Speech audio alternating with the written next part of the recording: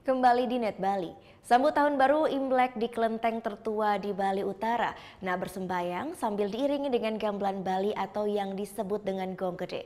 Hal ini merupakan perpaduan budaya Bali dan Tionghoa yang telah ada sejak zaman dahulu.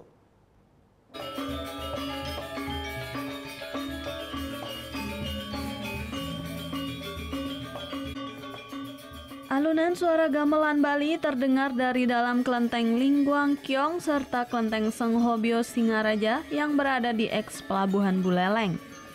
Alunan gamelan angklung dan gong gede ini mengiringi warga Tionghoa yang sedang melakukan persembahyangan menyambut tahun baru Imlek 2570. Gamelan angklung ini selalu hadir dalam menyambut perayaan Imlek setiap tahunnya.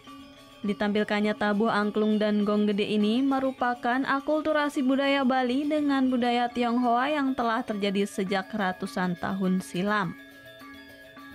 Dengan diiringi tabuh angklung saat ibadah Imlek, diyakini oleh warga Tionghoa akan semakin membawa kebahagiaan bagi para leluhur mereka di saat hari raya ini.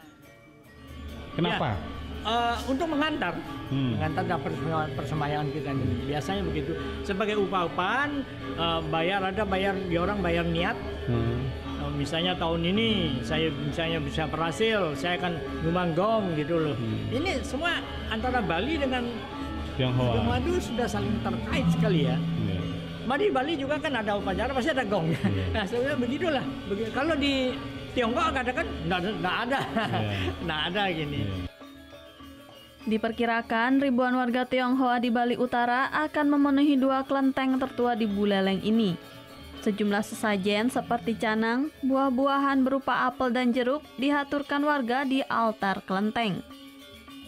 Perayaan Imlek tahun ini diharapkan mampu membawa kedamaian bagi seluruh umat manusia di bumi.